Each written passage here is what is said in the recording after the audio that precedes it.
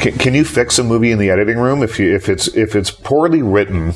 For instance, can you, in an editing room, can you spend a year and just move scenes from place to place to place? No, and fix I don't know. It depends on how much footage you've got. True, you know, most independent film doesn't shoot on that kind of bizarre ratio that you have enough material to make a different film out of.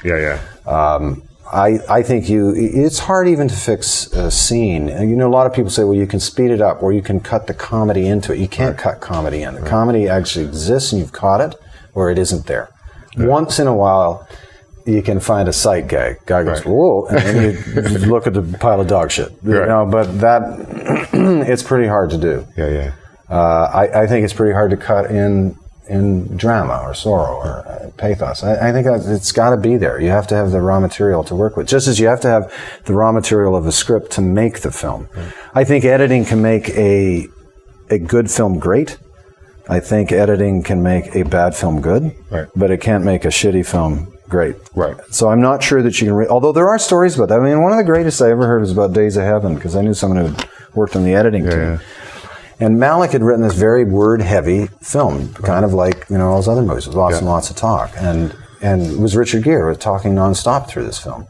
And they looked at the whole assembly, and he said, Malick said, this is awful. He's awful. I don't, you know, or whatever. He didn't like Richard Gere. He says, what am I going to do? The film's no good. And whoever the lead editor was on it said, you know, both Haskell, there were two DPs on it, Nestor Almendros and Haskell Wexler. Said, who was the pretty damn genius, good. And both of them, he said, both of them were just long before you'd call action, he ran the camera. And long after you called cut, he was running footage. And Richard Gere would go and just stand sort of near the mark and kibbutz with people and laugh and smile. And apparently about half of his performance is cut in out of stuff that's not in the body of the scene. It's on what we call the ends and tails. Or the tops and tails. Tops and tails, Wow. So I suppose it can happen, but when you're working... That's a lucky... You're working with geniuses. Well, you're lucky if you got lots and lots and lots of film.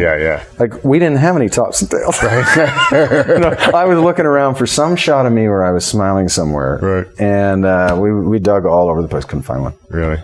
Yeah. No money for reshoots? No, because it just goes... Whoop, action. There's no wastage, you know. So it's, I don't know. You can't really fix it. It has to be more or less right at every stage. You can make it a little bit better.